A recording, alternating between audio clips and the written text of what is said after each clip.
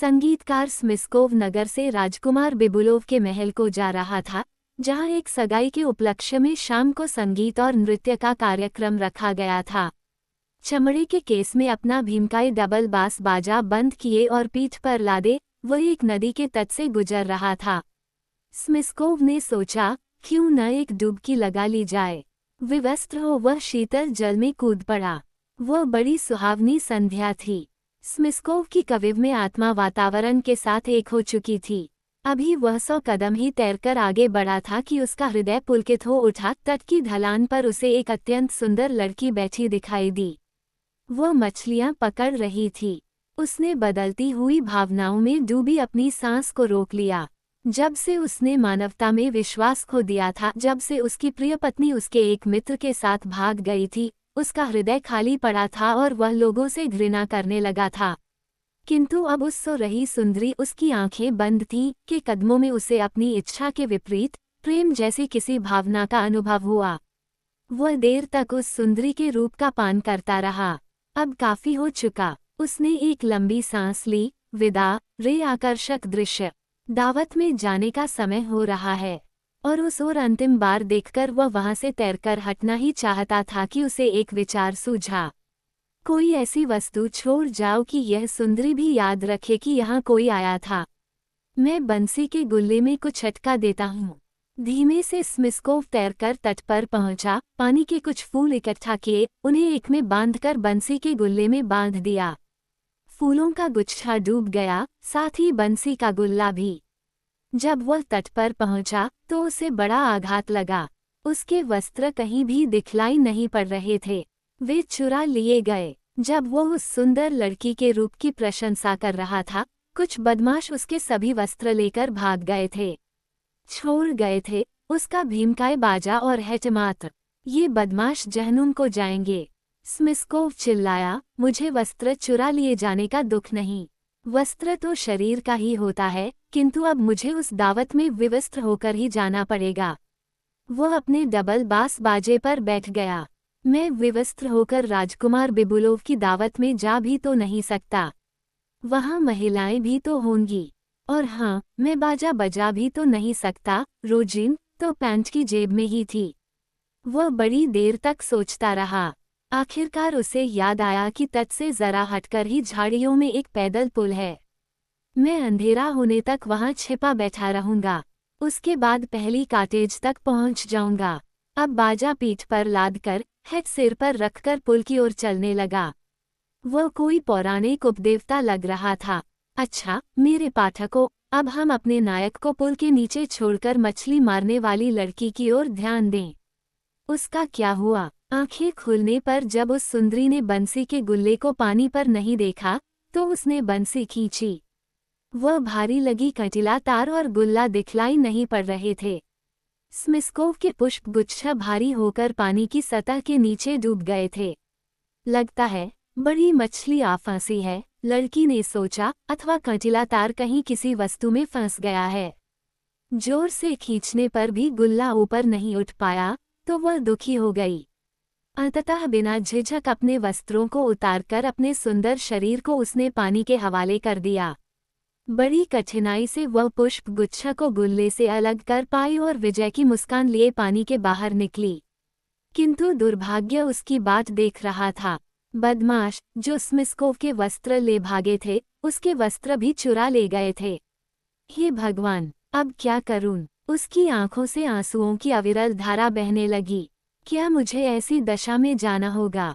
नहीं, कभी नहीं। ऐसे जाने की अपेक्षा मैं मृत्यु पसंद करूंगी। शाम होने तक मैं इंतजार करूंगी।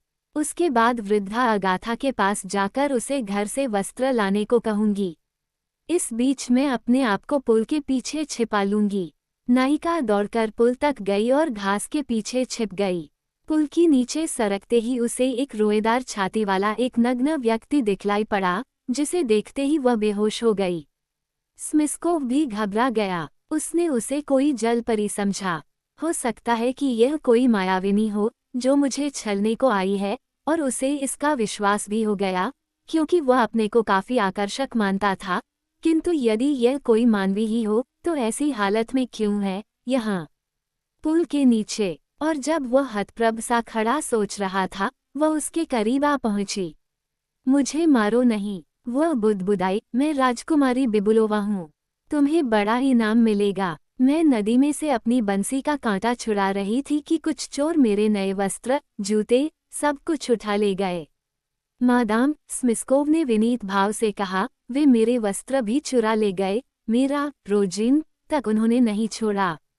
थोड़ी देर के उपरांत वह पुनः बोला, मादाम, मेरे कारण आप अजीब स्थिति में पड़ गई हैं, किंतु जिस प्रकार ऐसी अवस्था में आप नहीं जा सकती, मैं भी नहीं जा सकता। मेरा सुझाव है कि आप मेरे भीमकाय बाजे के केस में लेटकर ढक्कन बंद कर लें। और इन शब्दों के साथ उसने बाजा केस में से निकाल दिया। सुंदरी केस में लेटकर उसकी नजरों से ओझल हो गई। स्मिस्कोव ने अपने आप को अपनी बुद्धिमानी पर बधाई दी। मादाम, अब आप मेरी दृष्टि से ओझल हैं, घबराने की तनिक भी आवश्यकता नहीं। अंधेरा होते ही मैं आपको आपके पिता के घर पहुंचा दूंगा।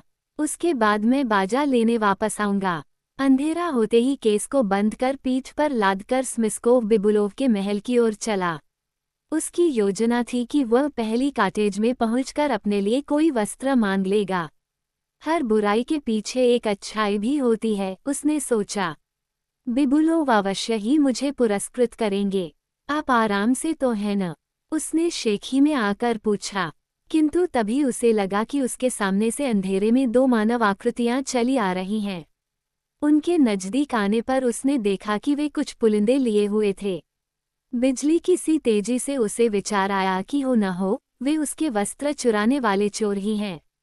बास बाजे के केस को जमीन पर रखकर वह उनके पीछे भागा और चिल्लाया, पकड़ो, पकड़ो। उन दोनों ने जब देखा कि उनका पीछा किया जा रहा है, तो निकल भागे।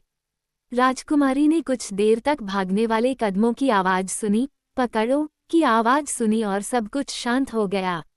स्मिस्कोव उनके पीछे भागता ही रहा। सुंदरी को उस केस में सड़क के पास के खेत में पड़ा रहना होता, किंतु भाग्य ने उसका साथ दिया। उस समय उसी सड़क से दो अन्य संगीतकार भी, जो स्मिस्कोव के मित्र थे, बिबुलोव की दावत में जा रहे थे।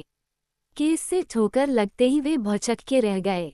ये बास बाजा है, मुखोव बोला, किंतु ये तो अपने मित्र स्मिस्कोव का है, यहाँ कैसे आया? स्मिस्कोव किसी दुर्घटना का शिकार हो गया लगता है, या तो वह अधिक पी गया अथवा डकैती का शिकार बना। जो भी हो, उसका बाजा हम साथ लेते चलेंगे। दूसरा मित्र बोला। उनमें से एक ने उसे पीठ पर लाद लिया। कुछ दूर जाकर वह बोला, कितना वजनदार है। राजकुमार बिबुलोव के महल में पहुंचकर उन्होंने वह केस एक कोने में रख दिया और दावत में शरीक होने चले गए। हाल में रोशनी जलाई जाने लगी। बीच में खड़ा हुआ एक रूपवान आकर्षक युवक लाकेच, जो दरबार में एक अधिकारी था और राजकुमारी का भावी पति था, काउंट स्कालिकोव से संगीत की चर्चा कर रहा था। आप जानते हैं, काउंट, मेरी मुलाकात एक ऐसे वायलिन वादक से हुई थी, जो जादू करता था। आप विश्वास नहीं करेंगे, वह मामूली बास पर ऐसी धुनें बजाता था कि क्या कहने। मुझे तो संदेह है, काउंट ने कहा। यकीन मानिए, उसने उस पर लिजर्ट राफ्सोडी की ऐसी धुन बजाई कि मैं मंत्रमुग्ध रह गया। मैं उसके बगल वाले कमरे में रहता था, सो मैंने भी सीख लिया। मजाक कर रहे हो, आप विश्वास नहीं कर रहे, लाकेच ने हंसकर कहा। तो चलिए, आपको बजाकर सुनाता हूँ। राजकुमारी का भावी पति काउंट के साथ उस कोने में जा पहुंचा, और केस का ढक्कन खोलते ही उन्होंने जो देखा, वह लोमहर्षक था। तो अब पाठकों को संगीत चर्चा की उनकी कल्पना पर छोड़कर हम स्मिस्कोव के पास लौटते हैं। बेचारा संगीतकार चोरों को पकड़ने में असफल होकर वापस उसी स्थान पर पहुंचा, जहां उसने केस रखा था, किंतु उसे वह बहुमूल्य बोझ वहां नहीं दिखा। अचरज में डूबा वह सड़क पर कभी आगे जाता, कभी पीछे लौटता। अंत में उसने सोचा कि वो गलत सड़क पर आ गया है। क्या भयानक दुर्घटना है, उसने मस्तक पर से पसीना पोंछते हुए सोचा। उसका रक्त अब तक बर्फ बन चुका था। वो उस केस में घुटकर मर जाएगी। मैं हत्यारा हूँ। अर्धरात्रि तक वह केस की खोज में भटकता रहा। जब एकदम थककर चूर चूर हो गया, तो पुल की ओर चल पड़ा। अब मैं प्रातः होने पर खोज करूंगा, उसने निश्चय किया। किंतु प्रातःकालीन खोज का परिणाम भी वही निकला। अब स्मिस्कोव ने निश्चय किया कि अंधेरा होने पर वो पुल के नीचे खोज करेगा। मैं उसे खोज कर रहूंगा। पसीना पोंछते हुए, हेट उतारते हुए वो बुदबुदाया, चाहे 1 वर्ष ही लग जाए। और आज भी उस क्षेत्र में रहने वाले किसान बतलाते हैं कि किस तरह रात को पैदल पुल के पास वे हेट पहने हुए, लंबे बालों वाली एक नंगी आकृति देखते हैं। और कभी कभी उस पुल के नीचे से बांस बाजे की मधुर ध्वनि भी सुनाई पड़ा करती है।